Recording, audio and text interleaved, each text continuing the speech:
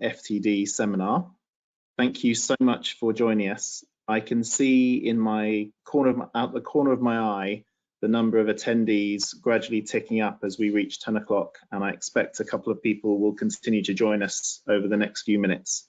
If, like me, you have been running around your house, turning your internet on and off, restarting your computer, and generally tearing your hair out about trying to join this meeting in time, then welcome to the club. We realise this is not the way we would usually gather together. We would normally be in the lovely surroundings of Queen's Square, amongst friends, having just shared a coffee and caught up with people we may have known for many years. And so we're very aware this is a different setting, obviously necessitated by the situation we're all in, but that doesn't reduce the warmth of the welcome that we and I and the rest of the speakers today want to offer you, and to thank you for joining this FTD seminar. Now, the really observant among you will have noticed that I'm not Jonathan Rohrer. John is unfortunately called away, understandably, on clinical duties. He sends his warmest wishes and would very much otherwise have been here, and we're all looking forward to resuming normal service with physical meetings, but hoping that today will perhaps provide us a bit of an impetus, a bit of practice and experience at offering online sessions in this webinar format, in which a group of us can speak and you can listen, but also in the future in smaller formats where you can interact with each other. And so out of the adversity we're in, we hope we will get some practice, some experience at using these online technologies for linking people together who find it more difficult, of course, to reach London for our physical meetings.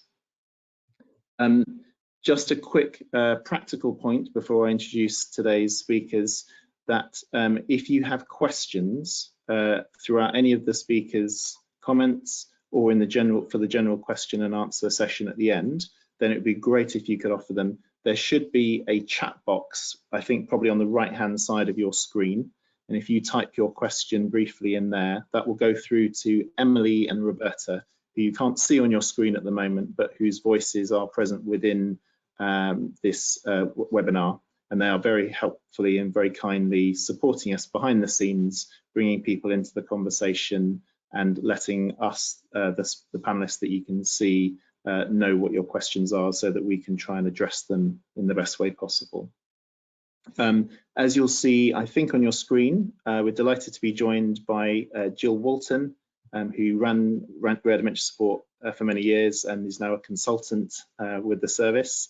Professor Nick Fox, who's the director of the Dementia Research Centre, a familiar face to many of you and leading light in international dementia research and clinical service.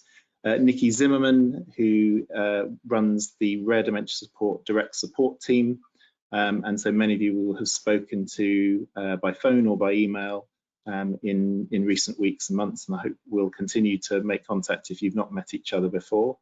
And Professor Dame Hazel Genn as well, who is a very senior lawyer and who runs the Independent Legal Advice Centre here at UCL, amongst many other things, which you'll be hearing a little bit more about the relationship between her centre and Rare Dementia Support a little bit later this morning.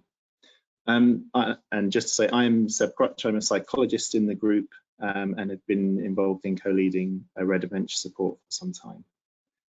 Also not on the call or voice not to be heard for now is Eva Tate, who is the Major Appeals Manager at the National Brain Appeal, who, as many of you will know, are the charity that very kindly fundraise for and support all of the Rare Dementia Support Service.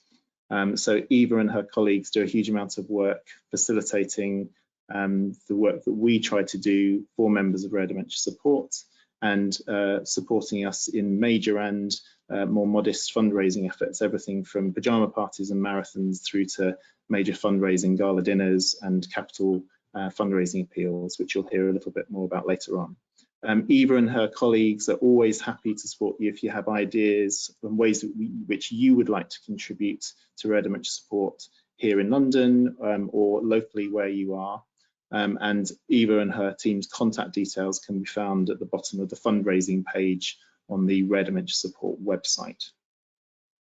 But without too much further ado, The broad idea for this morning is, in a rearranged schedule that you'll have been emailed, is that Nick will talk a little bit about the sort of world view and give a few updates about dementia research generally, clinical trials, and some general comments about living with FTD in the current world situation in relation to coronavirus. I will then try and give you a few updates on the Rare Dementia Support Service and the Rare Dementia Support Impact Research Project, which a number of you have kindly taken part in already. Nikki will then talk a little bit more about the direct and practical support which the Direct Support Service can provide, and might share some examples of stories and questions and situations, particularly at the moment, that people living with FTD or caring for and about someone with FTD are experiencing, ways in which might be care challenges that are common at any time of life, or issues which are particularly pertinent at the moment while we're all reduced in the activities that we can take part in. And then Hazel will be talking generally about legal advice and support and benefits.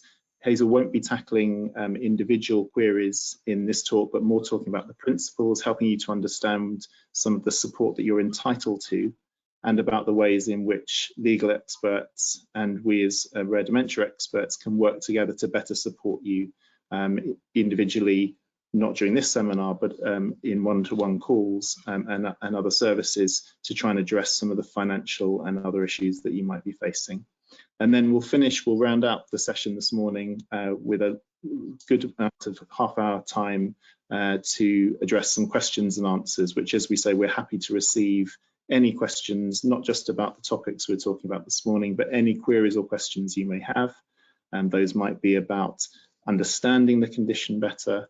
They might be reflections more than questions about your own experiences of living with this condition and supporting someone living with it. And I'm happy to give voice to those. We realize this webinar format is designed that you can listen and watch, but not speak out loud, just to prevent the so far 75 of us talking over one another. But I'm of course happy to give voice to and read out questions or statements or experiences that you'd like to share with the wider group. And I should also point out that this meeting is being recorded so that we can share any nuggets, any observations of interest, any information that's helpful to other people, and with those unable to attend the call right now, so they can listen back at a later date. So without further ado, I'm going to hand over the reins. I'm going to mute myself. I think Jill, Nikki, and Hazel and I will all disappear from your screens briefly, and you will be left with the wonderful appearance of the face of Nick Fox, familiar to me. And Nick's going to talk a little bit about a general FTD update and his views on dementia research more generally where we are. Thank you, Nick. Well, thank you very much, Seb. It's certainly, I'd like to add my welcome to Seb's and to everybody else's. It's a great pleasure to have some way at the moment of connecting with all of you, but it is, these are very difficult challenges and these are very difficult times that we all face, and it's certainly a challenge for us to do a virtual meeting. One of the great pleasures for me in the FTD support group meetings and the annual seminar has always been seeing people who I have many friends, but people who I haven't seen for a while, and so it's a very it feels very odd to me to be speaking really just to my laptop, and I hope it's not as odd for those of you who are out there listening to us. And it's such a pleasure to see people in person, and that goes to really the heart of what the support groups offer, that personal connection, that shared experience, and that sharing of expertise. And I always feel that when I speak to the support group, that the expertise is not in this side of the room, and in this case this side of the laptop, but it is amongst all of you. And so I'm very pleased that we will have a question and answer session which allows those common questions to come out and to be shared. And it's the answers that you as a group often provide for each other, and how we can share our understanding that is so strong and so important for the support groups. And that difficulty that we face with the meeting today, that difficulty in not being able to see each other, to share that in-person human bond, is of course central to particular challenges that everybody is facing at the moment. Nikki Zimmerman said just before we came on air, it's really strange not being able to hug people, and I think we'd like to extend a sort of a virtual hug to everybody who is listening. But it is difficult for families all up and down the country, but and across the world, this sort of lockdown situation. But there are specific challenges in frontotemporal dementia that speak to the problems that underlie the condition. A lack of insight, sometimes a lack of understanding of risk, a lack of an ability to perceive other people's emotions sometimes, or the ability to recognize the consequences and realize that a short-term loss is worth it in terms of a longer-term gain. And for those people with communication difficulties, with PPA, or a lack of comprehension, then of course that is also difficult to try and get over the precautions that we need to take. And I think we'll try and address some of that today, and your experiences of what you found difficult and your solutions would be really great for us to hear. And if you can send those through in the chat facility, or in any other mode, either during this virtual meeting or at some time in the future, we would really appreciate that. And I think being able to share this very immediate and unusual circumstance, and how we do workarounds, things that have been found helpful, things that were not helpful, will also be very, very useful, what you've been doing and how you've been able to manage that. So there are, in these difficult times, there are one or two silver linings I'd like to mention. I think it's been amazing as a clinician working in the NHS with a team of clinical research fellows and junior doctors. I need to share with you, which I think perhaps has been obvious coming through in the media, but if it's not, I'll just say the people that I work with at very junior levels, who must be frightened or concerned about the risk to them and to their families, from the receptionists in the clinics, to nurses, to the doctors I work very closely with, have just been amazing at stepping up and are doing things that are slightly at the edge of their comfort zone. People who were thinking that they were doing research, working on a research project, dropping that research and going back and doing night shifts, and having to manage not just neurology, but managing general medicine that, at least for some of us, we haven't done certainly at this level of intensity for quite a few years. So I think it shows that willingness to help each other, that I mean, it is, without making it sound too dramatic, it is people being willing to sacrifice their aims and put themselves at risk for others. And the response, I don't know how many people heard it, but on our street last night at 8 o'clock, there was clapping and banging of pans, and I have to say, it made me feel quite emotional. It was quite moving. And perhaps at the end of all this, we will, even having gone through this period of great difficulty, of loss that people will experience, and certainly losses at all sorts of levels. I don't just mean in terms of the medical or people getting ill, but the difficulties for people in their work and in their personal relations because of this lockdown. There are some silver linings, and one silver lining, I hope, I certainly see it now, and I hope that the memories are not so short that we don't carry it on, is around kindness and care, which again are at the heart of what we try and deliver, but what the support groups do so well. And one other thing, a little bit, if I dare say it, it has given me some slight pleasure to see some of the people who have used the word expert almost as an insult in the past, recognizing the value.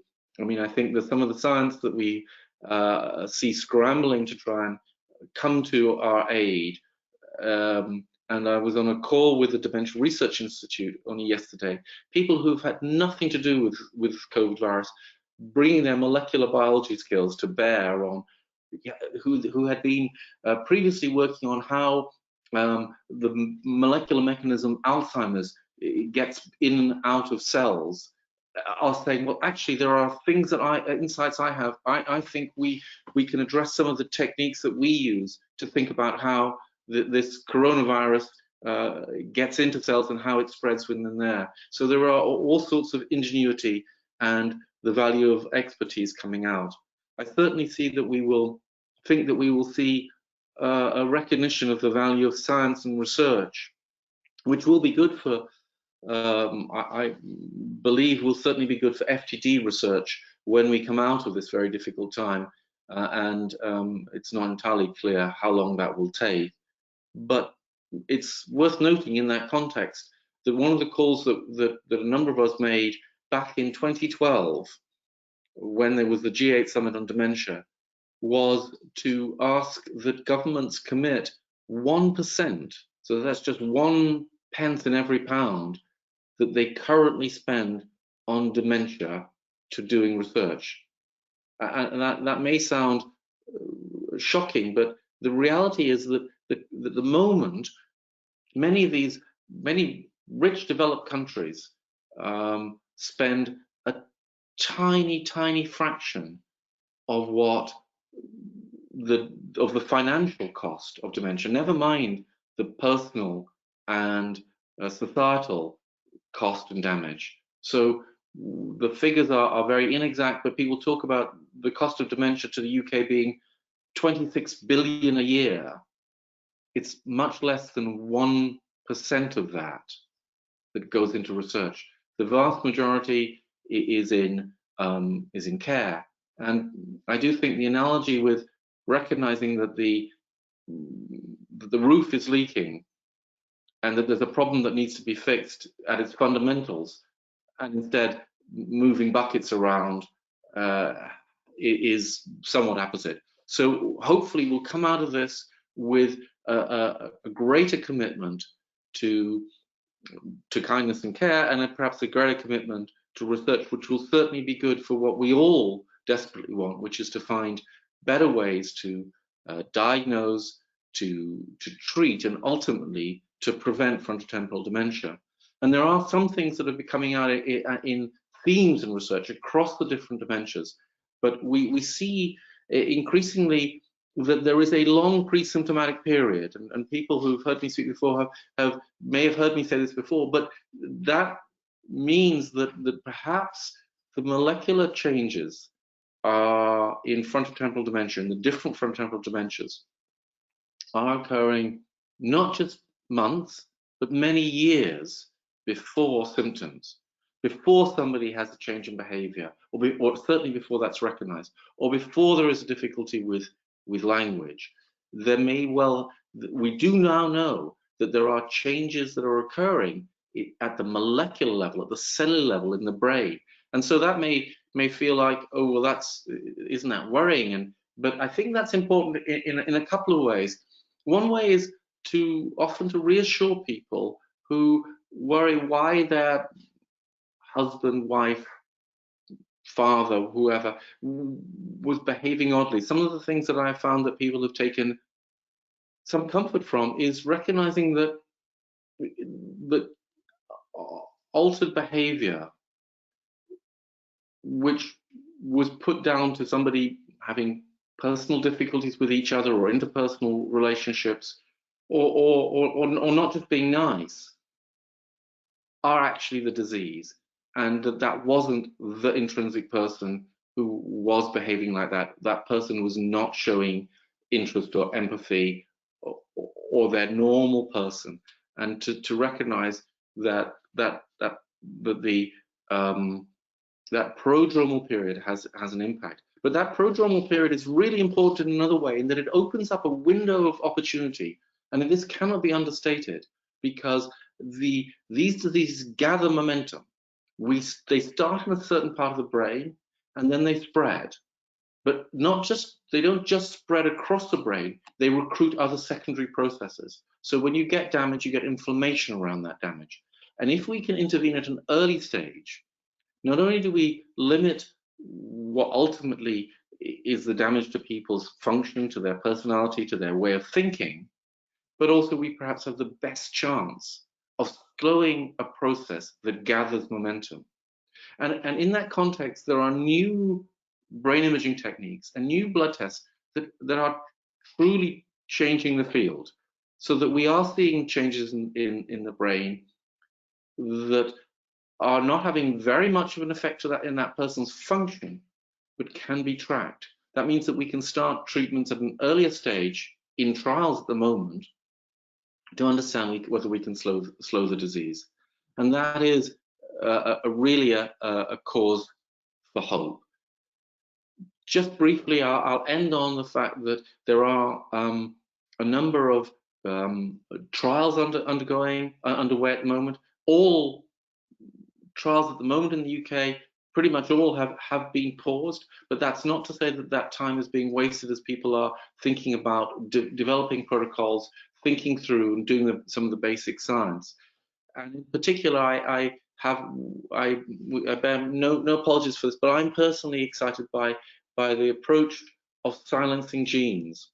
And that is not just for the genetic FTDs, which are perhaps the most promising development I have seen, that you can, there are these techniques whereby using a small molecule, it sticks to the faulty piece of gene, and it's like papering over a fault in that code, so that we silence it.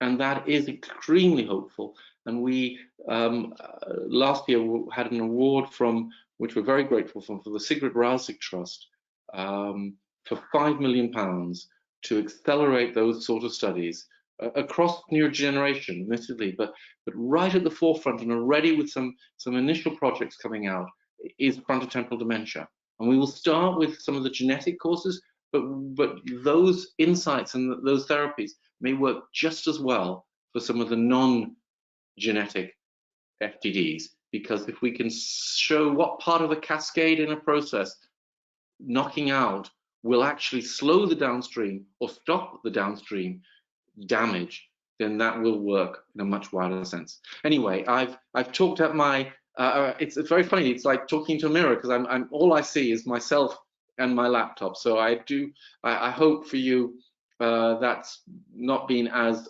strange as it has been for me, and it is a pleasure talking at you today. So I look forward to the questions. Thank you, and back to Seb. Nick, thank you so much. That's a really helpful update and a great general reflection both on the situation we currently live in and of the world we'll return to post-coronavirus, and those positive thoughts about future trial possibilities and possibly even learning that we may have brought over from this situation into future research. Just before I give you a brief update on rare dementia support services and research, I just wanted to mention a quick reminder that if you have questions as you go up, please do type them into the chat box. There's a few of you who, in a brilliantly polite, I suspect British way, are raising a hand, which I understand is one of the things you can do through this system to indicate that you have a question. If you could possibly jump in and type it in the chat box, then that will find its way through to us and we'll be able to address it. With the hands, I'm afraid we can't tell what the question is or who to come to first. So if you're able to type particular questions or statements of things you want to share into the box, that'd be really helpful. Great. I was just going to now in the next few minutes give you a brief update about progress with developing the Rare Dementia Support Service. I suppose the bottom line is there's a real drive, real enthusiasm and lots of support that we're finding for expanding the service. And I feel this is very exciting because it means that we are trying to deliver on the vision which we've had for many years to try and ensure that we are able to better support people living with or caring for about people living with rare dementias, no matter where they are, both across the UK and internationally.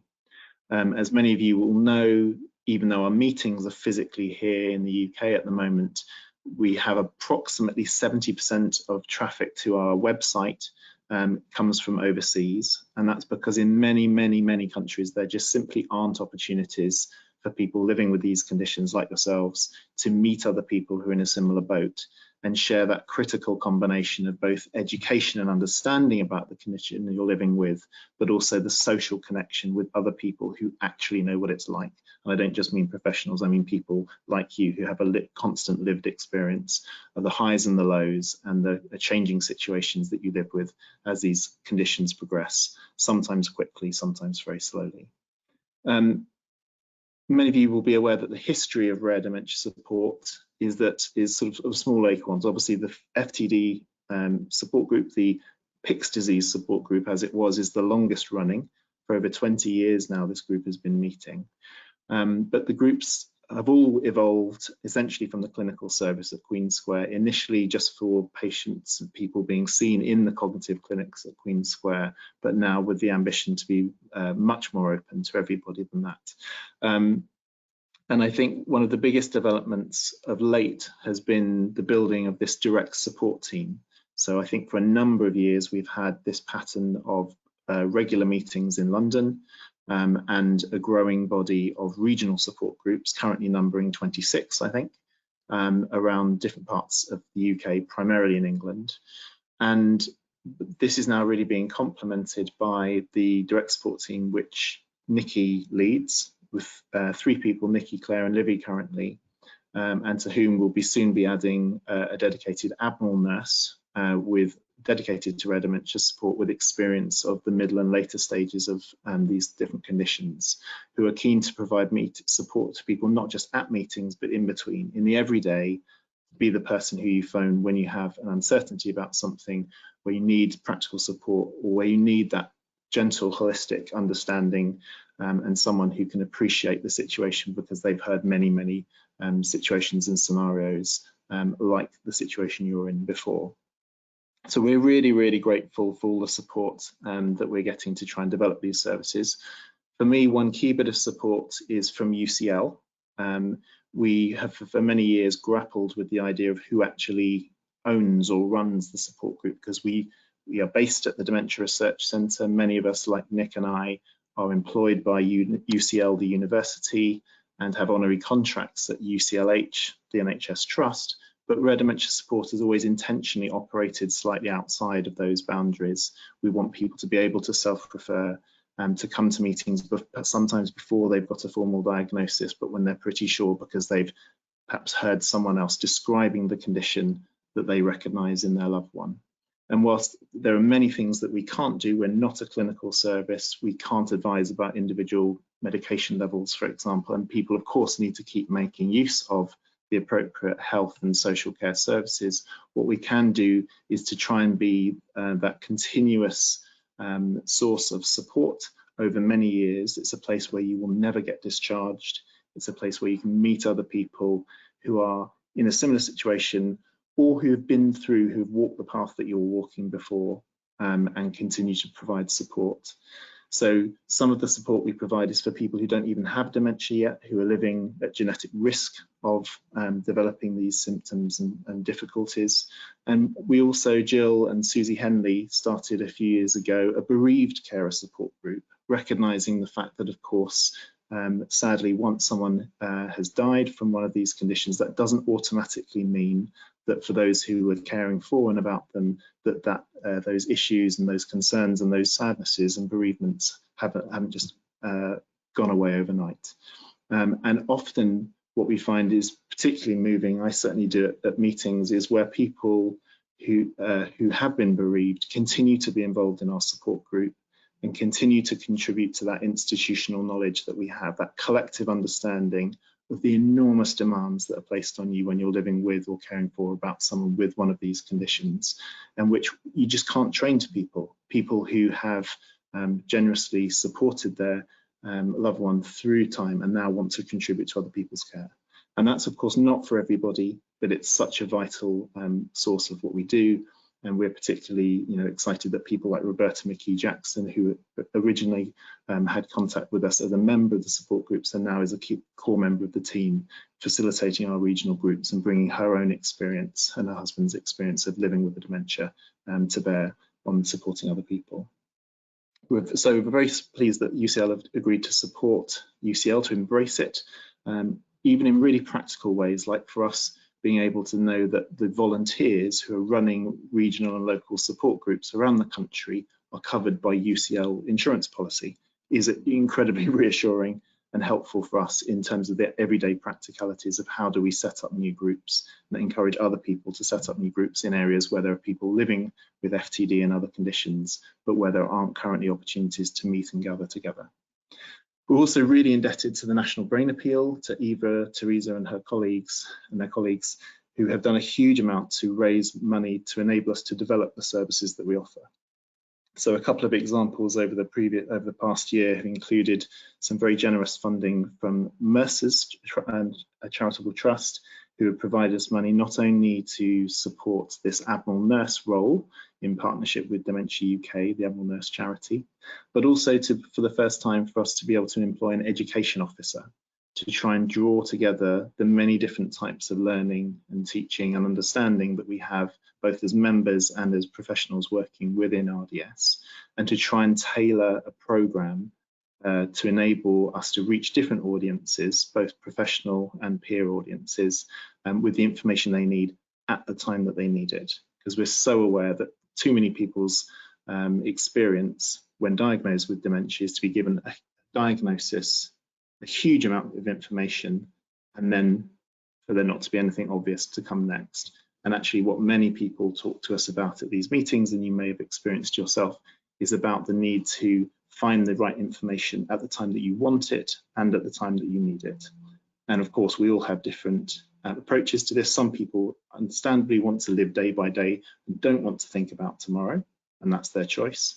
Whereas other people do want to plan ahead. And of course, there's every variation in between. And so by providing an educational program where we can say here over the next year are all the opportunities, some online, some in person, some in big groups, some in small intimate groups, where you can raise the questions and get the information that you need to make the choices that you want to, we think will be really beneficial. Another quick example is of funding from the Maclay Foundation that's going to enable Jill Walton to set up some pre-bereavement grief and loss groups where we can work with people to address the many sadnesses and sorrows and changes that come over time while people are still alive, living with their dementia, but slowly having aspects of their identity and their abilities to engage in the everyday life in the way they want to, and all of the care and support needs that those losses and changes bring, dealt with and talked about to help people anticipate and understand the feelings that they have within themselves about how difficult these situations are. Just before I finish, a couple of other updates are to mention the new website, which launched just a few weeks ago. I'm really indebted to Kaylee Nolan, Caroline Evans, and a few other people who've done a huge amount of work in developing the content for that website, not least a number of you members of the support groups who have contributed videos and stories and testimonies to share with other people through the website in different formats, but also people, about 160 people I think, who very kindly helped Emily and Kaylee to give feedback on the website, to say what worked and what didn't, to show what we need to do next in terms of development. So I think the website is now much more accessible, much more engaging, and has a much greater richness of stories that talk about not just our knowledge at a sort of abstract academic level about these conditions, but the practical everyday of what it is to like to live with these conditions. But we want to do so much more. We have ambitions for there to be online forums so that you can interact with each other and find other people perhaps at a similar stage to that in which you are living with a similar condition, where you can share everyday advice and just the strains and struggles and successes of how you're finding ways to live with these conditions. And also to have areas of the website which will deal with some of the more deep and meaningful questions, which websites tend to deal with the practical side and perhaps to neglect more those more almost philosophical questions about what does this mean for me, who am I now, what is our relationship, and so forth. And that's something which Jill and I in particular are working on. Other exciting developments that you may have heard Nick talk about at previous meetings are this ambition to have a centre, a dedicated rare dementia support centre, which can be a home for these support groups, to be a base, not to draw all activity and attention to London, but really to be a hub of activity from which we can promote rare dementia support services around the country. And as part of that, we're working, the digital platform, the new website is part of that, but also a real ambition to, for example, seed new groups in places where we have members, but we don't currently have lots of activity. So, for example, we have the ambition to launch new groups in Scotland and in Northern Ireland and in Wales over the coming 12 months. And the final thing I just wanted to update you about, and again to thank many people who've already taken part or indicated interest, is that Emily and I, Roberta and many others are running the first research study concerning the impact of support groups.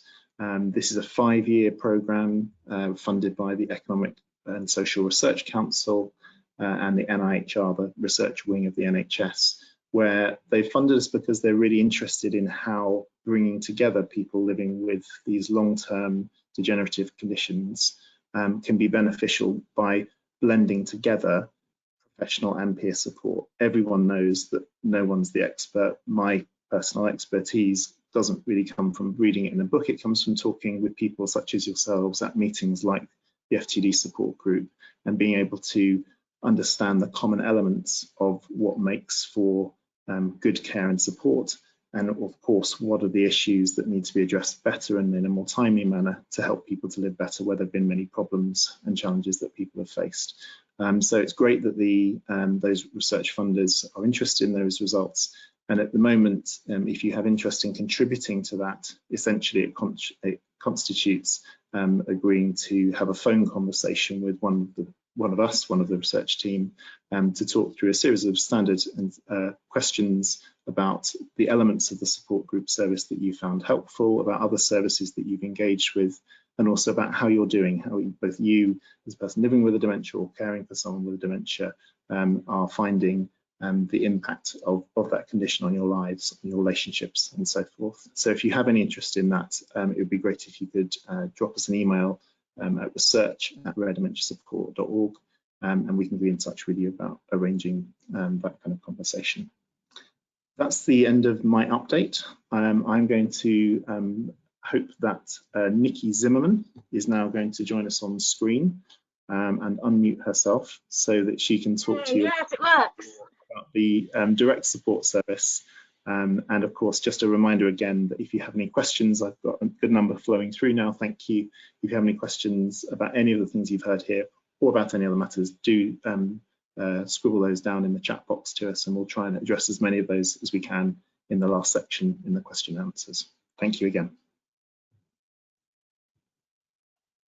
Hello everybody, and it's fantastic to be here with you virtually. This is really strange for me. I'm very much out of my comfort zone.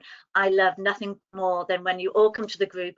I'm at the top of the stairs and we greet everybody, and there's lots of hugs, and it's lovely to see everybody's faces, new and old. So looking at myself on the computer screen, I do find is really strange. But anyway, hello and welcome.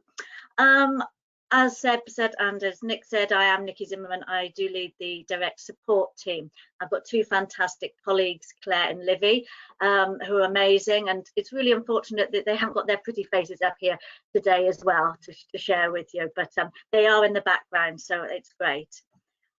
We've got a wealth of experience with our professional backgrounds, working, sort of supporting people living with dementias, with rare dementias and other dementias as well, and their families and their carers, and working with clinicians and health and social care professionals in the community as well. We've all worked in community mental health teams, we've worked in neurology departments, we've worked in memory services, and we've worked with social care professionals as well. We tend to sort of know our way around sort of what happens in the community, so hopefully some of our skills really will help you sort of going forward. We have a person-centered approach to our work, because what we do find is, although we have lots and lots of people contacting us and the issues are similar, everybody's situation is completely different. So we really want to provide that individually tailored support for you, which is going to meet your needs the best. And people can contact us, and they do throughout their journey at any point. This isn't a journey that anybody signed up for. We really, really appreciate that. And it's not a journey that anybody anticipated that they would be on themselves. So we really want to sort of get over to you that we are here for you at any part of the journey. And as Seb said, we never discharge people. We will listen to people when they've got their first worries of any changes that are going on, right through to, you know, after bereavement, and we do support a core member of our membership, which, you know, are now sadly bereaved. So the role of the dementia support team is, well, basically we look after all our members, which are about 1,600 plus now. I don't know if many of you saw, but the very handsome Professor Fox was on Good Morning Britain a few weeks ago with John Suchet and his wife Nuala. As I said, we have 1,600 members. We get new members every week. After Professor Fox was on the TV, we had about 100 new members sign up within a matter of a couple of days.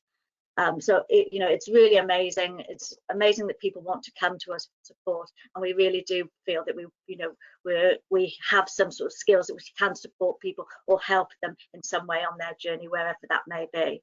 So people come to us at different times. We have a lot of people that come to us at the very beginning, before they have a diagnosis, as Seb said, when they are, you know, there are symptoms going on which they're worried about. Now, for a lot of people, they do have, excuse me, people that have word finding difficulties. They're very insightful about this, and you know, this is a very worrying time for them. They may have read a little bit about it, but they want to know why they can't find those words, or they're having trouble spelling these sorts of things. So we can help people to seek a specialist assessment sort of with that and guide them through the way. We have lots of carers that contact us, worried about their partners, their spouses, perhaps with behavioural issues, not being so empathetic as before, maybe acting slightly inappropriately, and just really worried about sort of some of their personality traits. So again, we can help those people to look for proper specialist assessment, make sure they're being referred to the right places, so they can end up with, you know, either a diagnosis or with some peace of mind that, you know, there may be some other issues going on. We get a lot of people coming to us as soon as they are diagnosed, for really appropriate literature to be very specific about sort of what their condition is, learn as much as possible so they can take control of that themselves, so they can educate their family and their friends and any other health professionals that they're involved with. So we do help people at that point just sort of unpack what their diagnosis was and what it might entail, and how best, you know, they can put things into place. We also get a lot of communication from people when the situation changes. It's inevitable with the, you know, neurological deteriorating disorder, that over time people will slowly deteriorate, and sort of, you know, they've been going along coping quite well, and then suddenly things change. So we have to help them with some coping strategies and putting some adaptation into place, and looking at perhaps some more sort of care options which might be useful for them. And then we also get a lot of calls, especially recently, of people in more advanced stages. And I think this is really quite a worrying time for people that are in care homes, because people can't go in to visit, and that must be absolutely heartbreaking for people. We're hearing some really lovely stories from people, I must say, carers who have made sure mum's got iPads and Alexa in there and been able to use technology probably much better than I can myself, to be able to keep communication, and so keep some sort of virtual visiting going on. And we've also seen lots of pictures on Twitter of care homes providing sort of extra pictures for families as well, to letting them know that their loved ones are doing okay. And finally, we also have a lot of health professionals on our membership as well, which is great. We're getting more and more signed up. We are very aware that frontotemporal dementia is a very rare condition, and we wouldn't expect all health professionals to know lots about it. However, we're absolutely delighted when they come to us and say, we really want to learn more about this. We have these patients this year. How can we support them better? So we work really closely, and we welcome any partnership working with any health professionals to really be able to support them, to support you confidently out in the community. As well as our sort of direct support, we are involved with the 20 support groups that happen sort of annually. So it's lovely for us every time there is a support group to see all the members there, all the new pet members and the old members, and watching them sort of forge relationships. We had in one of the groups a little while ago, so 6 of them went away for a weekend away together, and it was absolutely fantastic to see what support that they're giving each other, and tips, and how they're sort of taking new members under their wing sort of to help. So that is really sort of heartwarming for me. I love to see that. But really, it's not just the support groups are there for. We are here continually for support throughout the year. As Seb said, I would like to just talk briefly about a few of the scenarios that we actually get sort of frequently asked questions on. And I think probably it's best to start at the beginning of those scenarios of people come to us when they are worried, and what the process is and how we deal with that to help them get sort of the best outcome possible and the support that's needed. So as I sort of, a couple of the examples that I used was people with PPA having word finding difficulties and recognizing that themselves, or spouses thinking that their husbands, wives, girlfriends, boyfriends, or just a friend may have some sort of behavioural issues, and would this be leading to a diagnosis of behaviour variant FTD. We really don't know. A little bit of information is good for us, so we can sort of help sort of guide which way they're going, but really sort of pursuing the idea and getting over to people that is getting the GP on board with these issues as soon as possible is really sort of integral. The GP is the gatekeeper when it's onward referrals, and sort of being able to give the GP the knowledge of where to go, where would be the most appropriate onward referral for this person is really important. There's memory assessment services, which will see a lot of people with dementia, different forms of dementia, but there's also lots of cognitive neurology services like the service that we have at Queen Square. So it's understanding who is going to be best to be able to properly assess that person. And it's actually good for people who are contacting us to understand sort of who these different professionals are and what their jobs are, and also what the assessment process is actually going to contain. What investigations, what are the assessment processes, what are the type of questions that people are going to be asked. It's just reassuring they know what they're going in for. And it's also reassuring sort of them to know that we need to wait to see what the end result is, but we will be there for you if you do have a diagnosis of rare dementia, and we will make sure that if you don't, that you are seen by the appropriate services to best meet your needs. So that's one of the sort of typical scenarios we have. At the moment, we're getting, as one would imagine, lots of questions about hygiene and personal care, and there are issues quite often with people with frontotemporal dementia, or any sorts of dementia, of the reluctancy to accept any personal care or even do personal care themselves. And this can be really quite challenging for families. It can be really disturbing for sort of relationships, and it's, you know, who's best to sort of get involved when this happens. We have some really good relationships with some of their home care providers, and I know there's lots of horror stories out there, but there's also some fantastic sort of care providers that you know, they achieve outstanding awards. And the reason is because, you know, they have some fantastic care staff working for them, and they continually educate them and promote them. And, you know, they really are doing a fantastic service, especially in the light of what's happening at the moment. So, you know, we always tell people to look at different options for washing. It is not essential that somebody gets in a shower every morning. It's not essential that they get in the bath if they can't do. Some people will find showers really quite daunting and quite scary. Sometimes they'll find baths a bit risky if they've got some mobility issues. So it's looking at different options and seeing if you can make bath time fun. Put on a fantastic playlist, get some bubbles, you know, and, you know, have a bit of fun sort of, and make it an activity rather than a chore. But, you know, like I said, a lot of care agencies are really quite happy to get involved sort of and help sort of with any issues sort of going for this.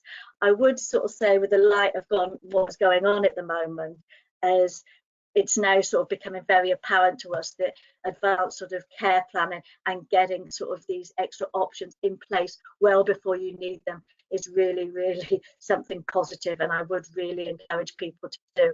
We're just hearing so many stories at the moment where people are hitting almost crisis point. The family's always done all the caring, and now they can't because of social isolation, and then obviously trying to contact care agencies, and they're overwhelmed, and sort of they've got reduced capacity as well. So it's something that we are going to be looking at, of really sort of pursuing with sort of carers, of trying to sort of do their planning as far ahead as possible. Obviously, you know, there's big worries at the moment. Nick spoke about it, about COVID-19, and we have been reassured by some of the care agencies that we deal with, which we're in contact with regularly, that, you know, that extra steps are being taken. You know, they are, you know, best practice is being done. You know, it's all the extra precautions they can do to make sure that their visits are safe and as regular and as undisrupted as possible. Clearly, you know, sometimes that's taken a bit out of control with capacity when carers have to self-isolate, but, you know, we are getting that constant sort of reassurance from care agencies that this is happening. And another one of our main sort of issues that comes up is activities for people with frontotemporal dementia. We all know, we very much appreciate that people often have very obsessive behaviours, and they love their routines, and, you know, COVID-19 has actually put a bit of restrictions on these sort of things. If you went to the coffee shop every morning normally, you can't do it at the moment, so it's really trying to look at different alternatives for that. I would really encourage people, if they're allowed to go and get their exercise once a day. If they can go for a walk, fantastic, and spend as much time in the garden in the sunshine as possible. Get some activities in the garden. Quite often people with FTD, if they're younger and fitter, they will have lots and lots of energy. So get the iPad out, download Joe Wicks and his workouts. He's doing some fantastic workouts for kids at school, which can be adapted for adults as well. And if you're feeling a bit stronger, he does some fantastic ones for adults as well. Set up some circuits, get some tins of beans, some boxes of washing powder, all sorts of things. You can be really inventive, but it's much time to be spent out in the garden, and actually using sort of different ideas to keep some routines going would be fantastic. We also realise that you can't be in the garden all the time, so there's some great online resources as well, which we are going to be putting a pack together next week. Unfortunately, this week's been a bit manic with changes happening all the time, but I am collating some resources. But my favourite one at the moment is the online guided tours of art galleries and museums. So, you know, fantastic afternoon or evening, just sit down, put this on the laptop, sit down together. You can have a virtual tour of an art gallery in Florence, or almost pretend you're there, which is probably safer at the moment. But you know, it's going through having a cultural experience. There's also ones with operas, and I said like different sort of museums all over the world. They're putting them online as well. And then just remember to end it all with a treat. Another thing that we are very aware of is the sweet tooth. So after you've had your afternoon trip to Venice, sit down and have an ice cream together, because I think you really, really do deserve that treat. So just to remind you, you can get in contact with us anytime, and we can help. We do realise that people are going to have more problems communicating with other health professionals at the moment, because a lot of them are being put now onto frontline staff. So we are here to help with that communication. We're here to help with any coping strategies and sharing coping strategies. That's really, really important. And sometimes it's just sort of having a chat with us, just so we can reassure you that you're doing fantastic jobs, because we're in absolute awe of you. The jobs that you are doing, caring for people, caring for loved ones, or living well with these, you know, diseases, is amazing, and we really sometimes just need to sort of hear that. And please also remember that we're all working remotely as well, so actually we would like to chat as well to another human on the phone, because we are really, really missing that contact. So I'm going to hand you back to Seb now, and please do get in contact.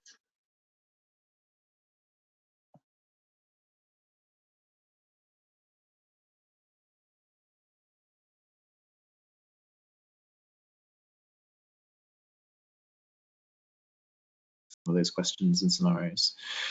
Without too much further ado, thank you for the continued questions that are coming in. We've got about 15 so far, so that's great. Feel free to keep sending questions in and comments. We obviously won't be able to get through everything today, but we will send around, along with the link to the recording of the session, a written response to some of the questions that we don't get to cover in the Q&A later. But it's now my great pleasure to welcome Professor Dame Hazel Genn to talk to us.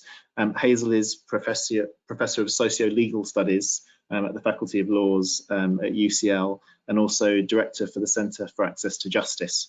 And as I think you will probably be about to hear, one of the great appeals between us at Rare Dementia Support and experts like Hazel is the fact that Hazel is a legal expert who focuses not just on was not just familiar with the academic and the arcane and the detail of the law, but has a particular focus in her research and her practice on the experience of everyday people like you and me caught up in complex legal problems. And that's a little bit about what Hazel is going to talk to us about now. So Hazel, thank you so much for being with us.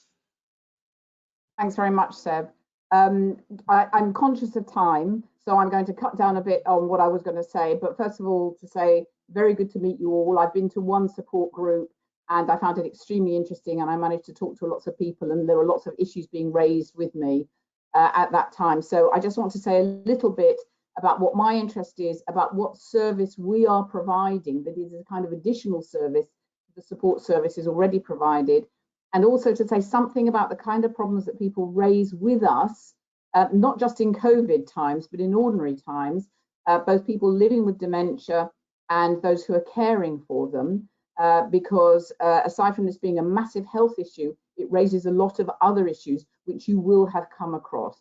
So my interest, as Seb said, my research has always been on access to justice, and my key interest is on the extent to which people understand their rights, but particularly how vulnerable groups can use the legal system to access critical services and benefits to which they are entitled under law. And I stress that because often when people hear the word legal, they think, oh, no, nothing to do with me, legal. But what you need to understand is that many of the rights and services to which you are entitled are legal rights. And sometimes if you're not getting those services, you may need to appeal to your legal rights in order to get them. So I set up the Centre for Access to Justice in 2013 using qualified lawyers and students from the Faculty of Laws. And then later on, we were approached by Seb and Nick from the Rare Dementia Support Group to say, was there something we could do for them? And I was very, very pleased to be able to do that, because I could see, because I know from my own research, the extent to which having a health problem although you may not realize it, will raise issues for which the law may have the answer, and people don't know their legal rights. There's no reason why they should necessarily, and actually being able to get access to advice can be very helpful and very reassuring in certain times. So I want to say something about the service and then the kinds of problems that we have been dealing with. So it's run from the UCL Faculty of Laws. It's a mixture of qualified lawyers who work together with students. The students do the research and we provide the best advice we can. We go along whenever we can to support group meetings to talk to people with dementia and their carers to try and get a sense of the problems that they have. And we also give them out inquiry forms so that if they've got any immediate inquiries, they can raise them with us. We will not answer questions on the spot because very often we can't do it off the top of our head, and we ought not to do that. We need to research it. But once people have given us an inquiry, we can then look into it. So what the service offers is one-off what we call generalist advice. So it's kind of first-line advice on a broad range of legal issues to RDS support group members, both people with a diagnosis and the people who are caring for them. And very importantly, the service is free of charge and it's open to members to use as many times as they would like to. So I'll say a bit more about generous later on. We regularly, as I say, go to support group meetings. We help people to complete inquiry forms. Our inquiry form is also available on the RDS, from the RDS team, just by contacting them. And we can let you have that email address later on if you want to, if you need it. When we get an inquiry, we review it to see whether it's something that we can help with. We try to assist wherever we can, but particularly for urgent or complex matters, there may be things that need specialist advice that we can't do ourselves, but we should be able to signpost you on or to refer you on to people who can provide that specialist advice. If we can assist you, we'll arrange an appointment. We used to do this by Skype in any case, because of course we were dealing with people all over the country. We also used to do it in our office in Stratford, but of course now with the coronavirus, during the coronavirus situation, we're not doing any face-to-face consultations. We're going to be doing everything either by Skype or by telephone, and we are happy to do that. We've got, as I said, a team of volunteer students who research every query. They prepare advice in advance of the appointment, so we will make an appointment to give you the advice. So that gives us time to research the situation so we can give you specific advice for your situation, because everybody's situation is different. And all of it is supervised by legally qualified staff. After the appointment, we send an advice letter that will confirm what we've discussed and addressing any follow-up queries that you might have during the appointment. At the moment, my post is going bonkers. I don't know what yours is like, but email works very well and we can respond to email requests. As I said, we're a free generalist service. We don't provide representation or specialist advice. As I said, we can possibly refer you to other people. So anyone who wants to use the service needs to make contact with us to make an appointment so that we can research your issues, and the contact form actually asks you for the problem that you want help with. And as I said, on the face of Skype or telephone. At the moment, we're a bit short-staffed, as you can imagine. We've got people self-isolating, we've got people who are unwell. So there could be a delay in getting the service kind of back to full strength.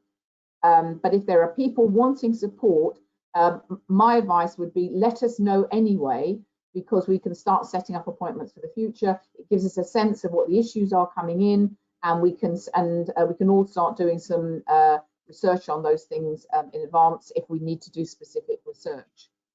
So moving on to the common issues, because sometimes people, even when I've said these kinds of things, they think, well, I'm not sure that I have any of these things. And there are some certain things that come up very regularly and that are very important. And what I want to, and the very first one is implementing and using powers of attorney. What that means is that you legally permit another person to make decisions for you in relation to your health and your health care, or your property and your finances. That is extremely important. And what I want to stress to you now is that it's important to do it as early as possible while you have capacity. So while you are able to do that, you can say, okay, if I lose mental capacity under the law, which means that I wouldn't be able to do this, while I have capacity, what I want to do is to say, okay, this person will make decisions for me in relation to my health and in relation to property and finances. And I'm going to say this now because it's really, really important in the current situation. Nobody ever likes raising this with people, and I always do. And it's not because I'm too blunt or macabre, but because I think it's really important in this situation. While you have capacity, you need to think about what happens if you become ill, in any case, but if you become ill with coronavirus, and you make clear what your preferences are in relation to health and health care. And if you make that clear in advance, you retain your autonomy over what happens to you in the future. You relieve responsibility from your relatives from worrying about that, what would you want, and indeed healthcare professionals. And I have to say, as somebody who is very down to earth about these kinds of things, as soon as the coronavirus started, I dug out my advance directive and I said to my family, okay, you know, if I get this, these are my preferences. This is what I want to happen. And I have already arranged a power of attorney for my husband and son over my health and well-being. So, you know, this applies to me just as much as anybody else.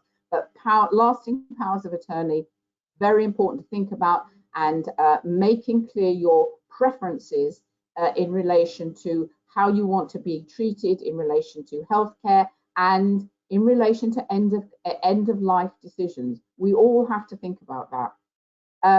The other things that we deal with very regularly are rules for social care services provided by local councils. At the moment, they're all under stress, but there are rules, and it is the kind of thing that we can provide advice on the kinds of things you're entitled to.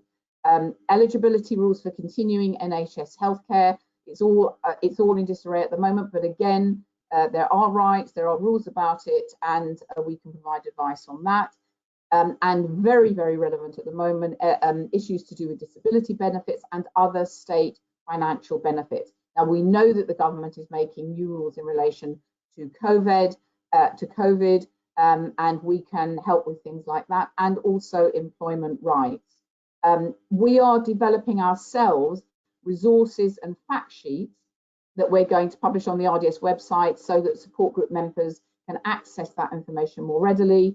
We're also in the process of preparing video guides of how to complete benefit forms. I think we're going to try and continue that because I think people are absolutely fuddled by the benefit forms, and we're going to try and provide support on that, and also applications for PIP, personal independence payments. I think the other thing that I will do, I won't say it now, but there are some other sources of support, and there's one I'm going to mention now. There's one sort of general support site. It's called Advice Now, and again, we can email it around later on. And what Advice Now has done has been to collect together lots of the good quality information about coronavirus and other matters, and they've put them all on their website. And so it's a very good kind of central one-stop website for all of the things you might be concerned about. And the thing about Advice Now is that it's got a kind of quality mark, it's a quality standard, so you know that the information on there is proper quality, that they've sifted through all of the information, and they're only putting sources of information on there that are top quality information. So I would advise anybody who's thinking, well, where can I just look? Go onto the Advice Now website, which covers a whole range of issues, not just to do with benefits and housing and all those other things, not just to do with coronavirus, but they also have collected together all of the best information about coronavirus. So I think I can see that there are lots and lots of questions to Nick and other people. So I will stop now. If anyone has any questions, you can ask now, but if we run out of time, please do, you can submit your questions, and you can submit questions. If it's easiest to send questions to me, I'm happy for them to come to me, and I can field them and pass them on to my colleagues in the team. And it's lovely to meet you. I wish I could see you, and I'll hope to see you again before too long at another support group meeting, but good luck anyway, and goodbye. Hazel, that's fabulous. Thank you so much. We are just getting ourselves back into getting ready for the question and answer mode. So I hope all the different panelists and speakers can now be visible on the screen as we start to address some of the questions that have been raised. But we really appreciate you being with us, in particular, Hazel, because it really adds a completely different dimension to the kind of support that RDS can hope to offer in the future to many people. So I'm going to, without further ado, please do feel free to keep sending questions through.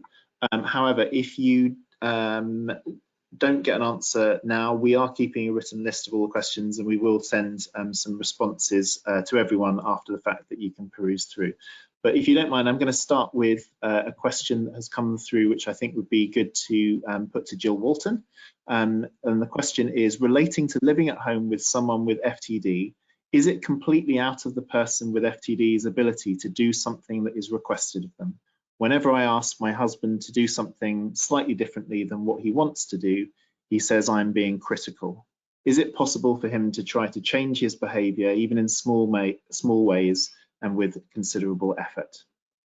Jill, nice easy question to start with that tackles both, I suspect, the condition of FTD and, of course, as for all of us, the fact that these conditions occur not in individuals but in relationships and social, with all the social complexities that brings. Any comments that you'd care to offer on that? Absolutely, thank you. Thank you for the question. It's a really, it is an in-depth question and it raises a lot of issues. Thank you for giving the opportunity for us to talk through some of those now. If I can try and take the question in chunks. First of all, I think the question, I presume, relates to somebody with a behavioural variant, FTD. And so it points to the lack of insight and lack of awareness that we typically see in that diagnosis. To ask somebody to change their behaviour requires a huge amount of personal insight, but also insight into the needs of somebody else. And both of those capacities are massively affected in behavioural variant FTD. So that's kind of part one of the answer, if I may. Just to kind of clarify on that, to ask somebody to make even a little change, if you haven't got the awareness or insight to recognise that change is required, to ask somebody to make what you perceive to be a little change is as inconceivable as asking for a huge change.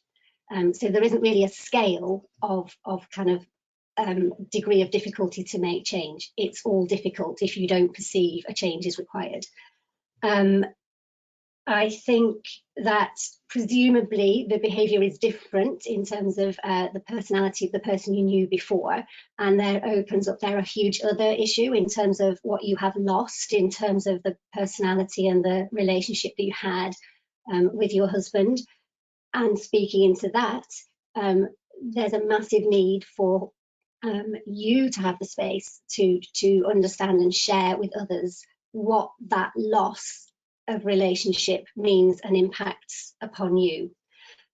You can get fluctuations in people's ability to sort of respond with perceptions of insight, and that can be incredibly frustrating, whereas so on one day people appear to be completely incompliant or non-responsive to your suggestions, and on other days they're more so. This is not really a choice. It tends to be a fluctuation, and this is the disease, not the person choosing, yes, I will, no, I won't, but actually the disease mechanism at play. And I think just finally to say, you speak about feeling very criticised by your husband in this situation, and I think for anybody caring for somebody with a behavioural variant FTD, you can find yourself caring in a situation which leaves you feeling very isolated, criticised, alone, and those are very difficult emotions, experiences to live with and care with, and it's hugely important that you have an opportunity to share what caring for somebody with these very bespoke requirements makes you feel and leaves you feeling yourself. It's important to meet with other people and to share and to talk and share through how it makes you feel and what you feel you are losing along the way. long question, long answer. Thank you, Jill. That's incredibly helpful. I'm going to come to Nick next. We've had a few questions both before the session because we were hoping to have a talk with James Rowe from Cambridge that we will rearrange for a further session, but also during the session with your mention of inflammation. And I just wondered if you could tackle the broad question about what is this relationship between dementia and inflammation, and what implication does it have for potentially for future treatments? Yeah, thank you. A great question. If I might just chip in on the end of Jill's answer, because as Jill set out, it can be very difficult even to make small changes. What I've noticed a few times is sometimes it can be helpful if somebody else is used as the sanction for that change of behavior. And it's been used, sometimes we have sometimes seems terribly unfair, but sometimes when do you remember the doctor said you should not be doing this, can be powerful. Or your son, or referring to, they really wanted you not to do this, to use somebody else as a sanction so that it's not you in direct conflict, so that if your husband, for example, is saying, no, I don't see why I should do that. Sometimes it can be helpful if you're sanctioned. And certainly as clinicians, we're very willing to, when we say, look, this is a problem, we would like to ask you to do this and do that in front of somebody. That can be helpful. Anyway, back to inflammation. So what we know with all these disease processes, and this is much broader than FTD, Alzheimer's disease, is that as cells degenerate, which is what is at the heart of the neurodegenerative diseases like FTD, that can engender some inflammation, and strangely, that inflammation, which is a normal response to damage or to an insult, we get an inflammation if we have an infection in our skin, for example, and that is part of fighting that infection. And what the body is trying to do is trying to deal with this damage, and at some stage of the disease it may actually be beneficial.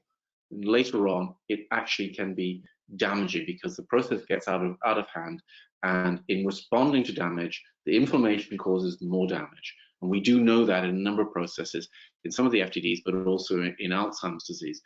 There was a question about, are there any treatments that have been used for inflammation? And there was some really interesting work showing, of all things, ibuprofen. And this was in relation to dementia generally, but probably Alzheimer's disease was driving it. If people have been taking ibuprofen for some years, they had a lower chance of getting dementia. And so a big trial was done, and that unfortunately was negative. And what it seemed that one of the take-home messages from that is perhaps that change needed to have been earlier. So there is great effort at the moment looking at drugs that are currently licensed for treating of inflammation to see whether they may be beneficial, because of course that short circuits the approval process if they're already known to be safe and have an experience in humans. But for the moment, we're at the stage that don't change any of your medication because you worry about this, though at the current time there is some suggestion that anti-inflammatories in COVID may make people slightly more susceptible. But for the moment, the advice is you should carry on your current therapies.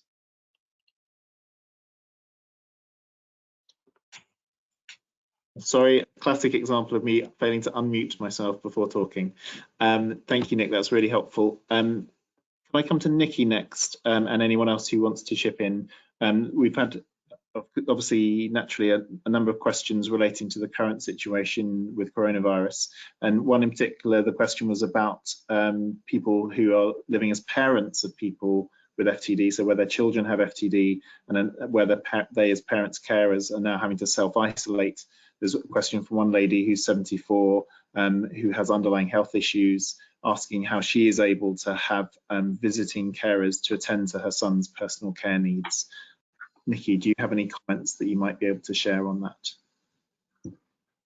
I think at this point it's really, really crucial that there's complete open communication between the care agencies and the families involved, because it's really difficult sort of time of, you know, if people can go into houses and care, you know, obviously staying away, and what are going to be the options sort of there to look at. I mean, we're getting different information through daily on COVID-19 of what we can do in the restrictions going forward. I suppose it's really looking at what there's specific issues people are going into carers for, or whether people, you know, can be moved away. So I think it would really determine on sort of what the situation was. Jill, would you have any advice on that?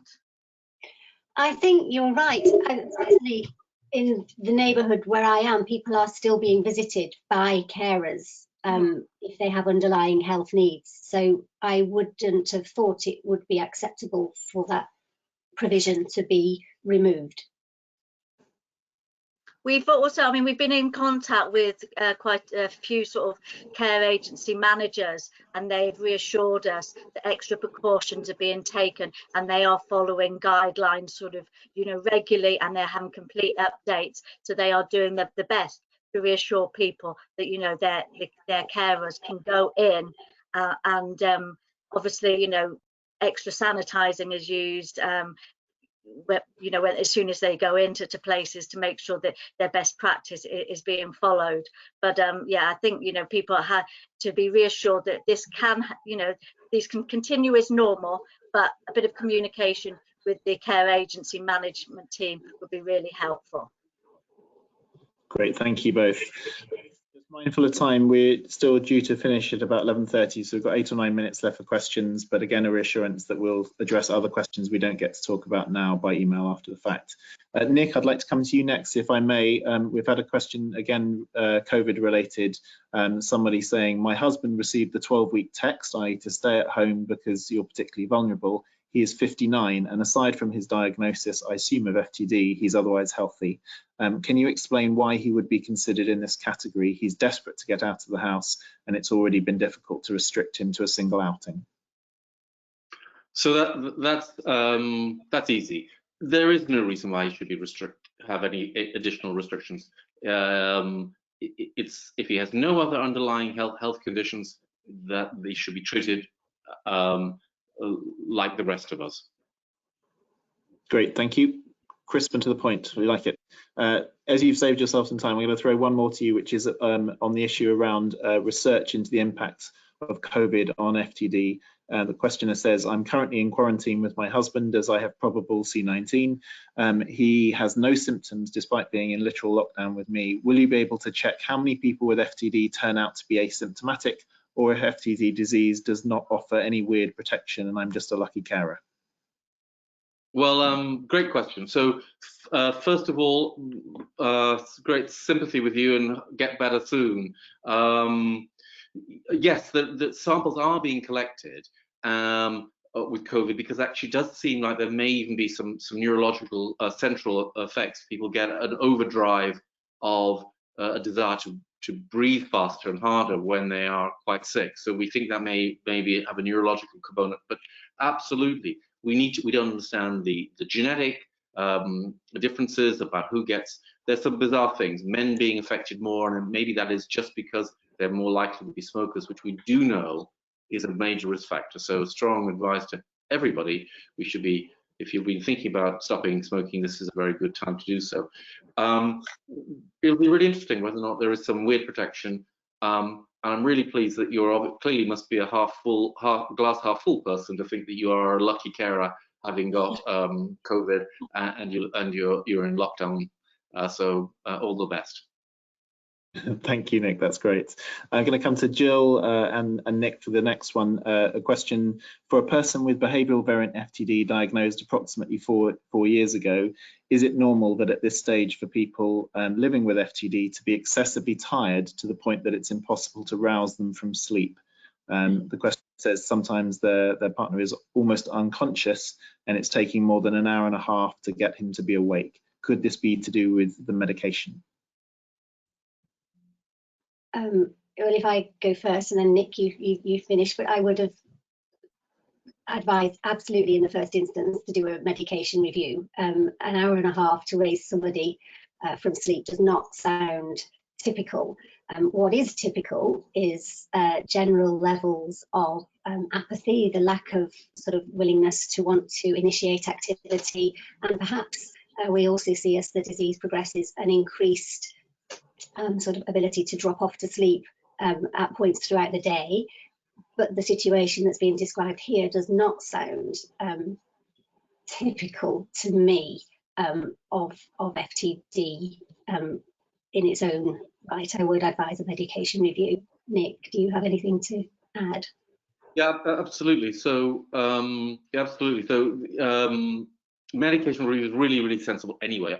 As a general point, often people are prescribed things when their behavior is very difficult in an early stage, and for understandable reasons, people not wanting to, now that finally things are stable, not wanting to upset that balance. But actually, the advice is really clear. We should be using some of these therapies which modify behaviors, often referred to as antipsychotics or neuroleptics, on the basis that you use them for only as long as you really need them, and you try and reduce them whenever you can. You can always put them back up if you need to. So that should be looked at. And there are some behavioral FTDs where people end up sleeping 18, 20 hours a day. So that's, we don't understand that. That's something to do with the drive within the brain that the disease does.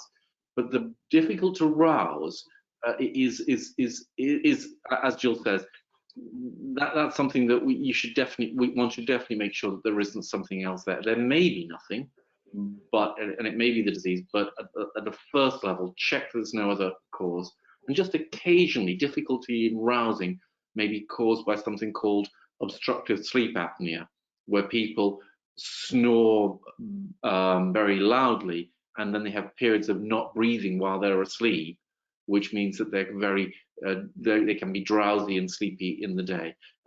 Usually, that can be checked out with a sleep study. Not at the moment. Great, thank you very much. Time for a last couple of questions. I'm going to cheat slightly, or I should say that Nick, as a panelist, has cheated slightly by putting in a question, I think, for Hazel around lasting power of attorney and judges. Nick, did you want to give voice to that question? Well, yeah. So, you mentioned two there. One, this is a great opportunity, and I really would like to emphasise to everybody on attending this. It is, and I'll risk of embarrassing Hazel. She's a world authority, and her team are fantastic. And this is such a privilege for us to have a great legal team to support us, because we've often over the years had questions which are legal, and we often say, oh well, go to Citizens Advice Bureau, you should contact Citizens. This is such an advantage to have this, and it's a great privilege for us, but I think it's a great privilege for the FTD support group. So as the younger generation might say, a great shout out to Hazel.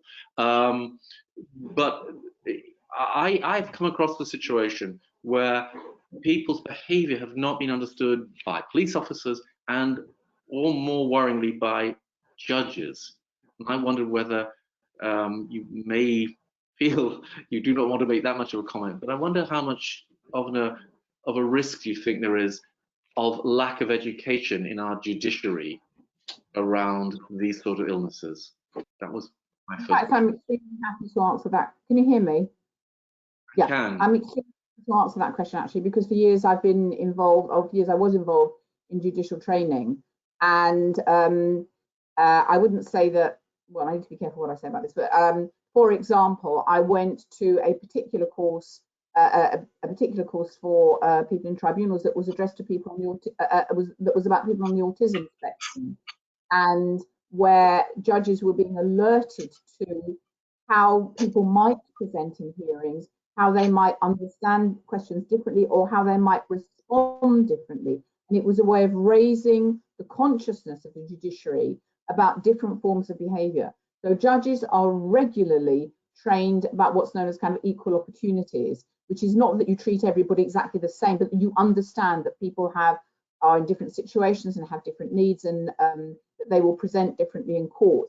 So I think that judges are more sensitized to this, but there is always scope for more training.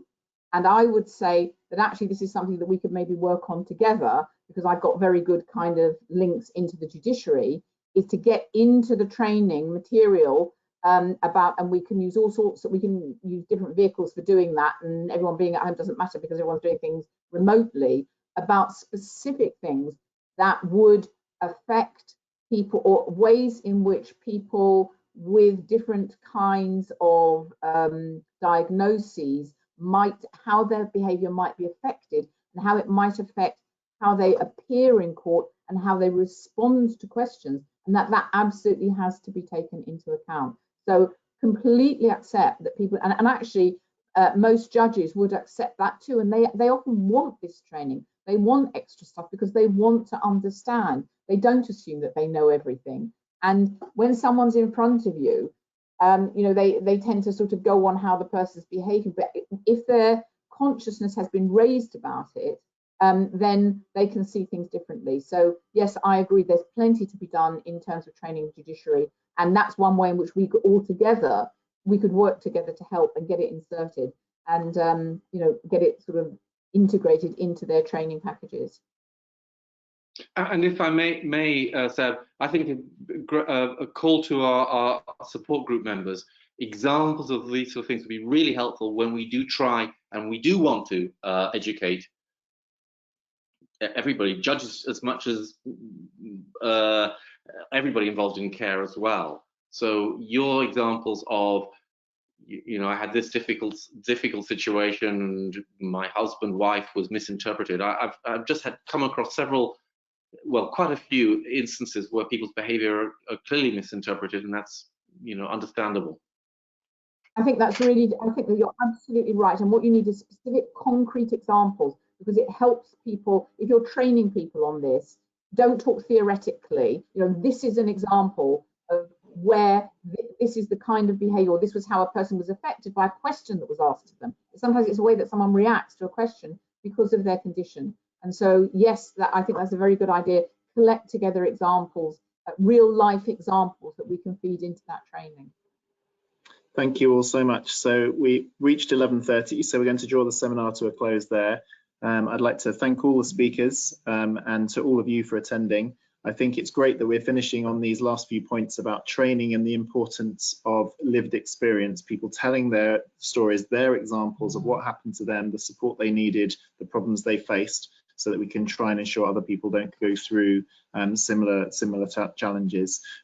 Those contributions might come in many different forms. They might come through just you using the service, so contacting Nikki and the team at contact@raredementiasupport.org. They might constitute you offering to perhaps record a video or write something about your experiences. Some of you, one of our members has commented today that she is a recently retired palliative care nurse. And she had personal experience of young dementia in her eldest daughter, who was diagnosed with FTD at the age of 37 and sadly died at the age of 42. And she's currently writing a book about her experiences. Obviously, not all of us can write books, but everyone can contribute, and all of us, everyone you're looking at on your screen, has benefited in a way that we can, immeasurable way, from hearing the experiences of those of you living with and caring for someone with these conditions. So it's just an encouragement, please, to keep in touch in whatever form. We will continue to try to support you through this difficult lockdown situation. We're thinking about trying to create some chat forums so that you can be in touch with one another and with us. And please do continue to give feedback. Some of you have been very kind about the experience from today of this session, but we want to know whether this is an experiment for us, and we want to make it as good and as beneficial for everyone as it can be. Nick, would you like to have any closing comments before we finish? No, just to say thank you, Seb, for hosting this. It's great, especially as your internet was coming in and out. You did a very good job.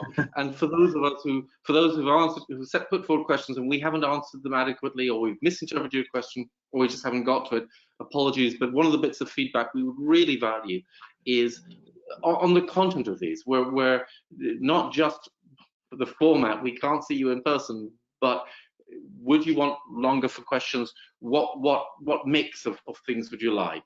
And apologies if we haven't done justice to things. Thank you so much also to Emily and everybody else.